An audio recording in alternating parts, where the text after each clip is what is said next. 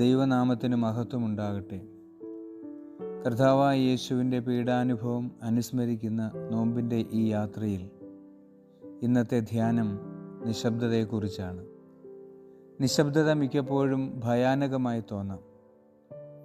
ഇനി അല്പസമയം ഞാൻ ഒന്നും മിണ്ടാതെ നിശബ്ദനായിരുന്നാൽ അത് വിചിത്രവും അരോചകവുമായി തോന്നിയേക്കാം.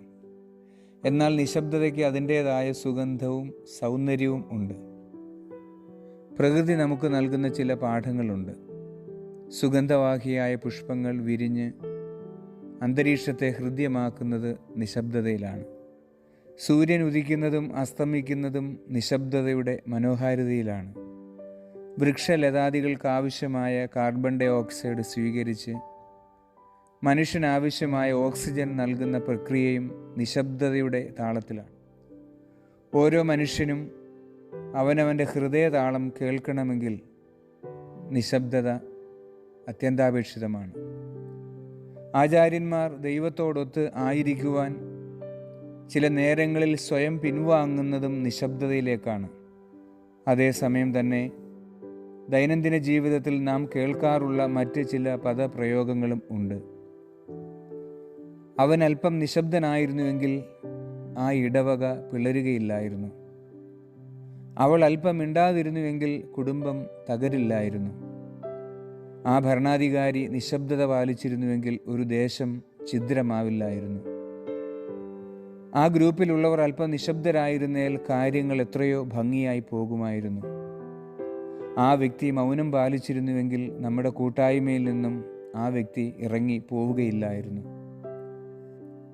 നോമ്പുകാലം നമ്മെ ക്ഷണിക്കുന്നത് കൃപ നിറഞ്ഞ നിശബ്ദതയിലേക്കാണ്. Graceful silence. നിശബ്ദതയ്ക്ക് നമ്മുടെ മുൻപിലുള്ള ഏക മാതൃക കർത്താവായ യേശുവാണ്. ജീവിതത്തിൻ്റെ എല്ലാ അനുഭവങ്ങളിലും കൃപ നിറഞ്ഞ ഒരു നിശബ്ദത കർത്താവിന് ഉണ്ടായിരുന്നു. അവൻ അത്ഭുതം പ്രവർത്തിക്കുമ്പോൾ കൃപ നിറഞ്ഞ ഒരു നിശബ്ദത ആ മുഖത്ത് ദർശിക്കാമായിരുന്നു. അവൻ ക്രൂശിൽ ബന്ധനസ്ഥനായി കിടക്കുമ്പോഴും കൃപ നിറഞ്ഞ ഒരു നിശബ്ദത അവിടെ ഉണ്ടായിരുന്നു.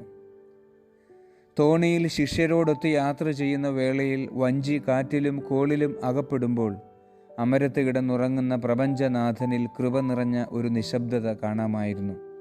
തൻ്റെ വിചാരണ വേളയിൽ പറയേണ്ട കാര്യങ്ങൾ നട്ടെല്ലുയർത്തി സഭ്യമായ ഭാഷയിൽ അധികാരികളോട് പറയുമ്പോഴും അവൻ്റെ ഉള്ളിൽ കൃപ നിറഞ്ഞ ഒരു നിശബ്ദത അനുഭവപ്പെട്ടിരുന്നു. ഭൂമിയിൽ മുഴങ്ങിക്കേട്ട ഏറ്റവും മനോഹരമായ ഒരു വിധി പ്രസ്താവന ആയിരുന്നു, നിങ്ങളിൽ പാപം ഇല്ലാത്തവൻ അവളെ ഒന്നാമത് കല്ലെറിയട്ടെ. അത് പറഞ്ഞപ്പോഴും അവൻ്റെ ഉള്ളിൽ ഒരു കൃപ നിറഞ്ഞ നിശബ്ദത ഉണ്ടായിരുന്നു. നോയമ്പുകാലം നമ്മെ ക്ഷണിക്കുന്നത് കർത്താവായ യേശുവിൻ്റെ കൃപ നിറഞ്ഞ ഈ നിശബ്ദതയിലേക്കാണ്. വെളിപ്പാട് പുസ്തകം 8:1 ഇങ്ങനെ വായിക്കുന്നു, അവൻ 7-ാം മുദ്ര പൊട്ടിച്ചപ്പോൾ സ്വർഗത്തിൽ ഏകദേശം അരമണിക്കൂറോളം മൗനത ഉണ്ടായി.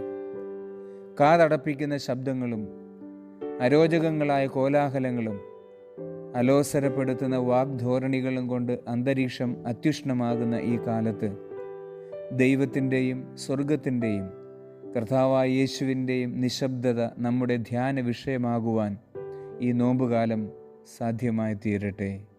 ആമേൻ.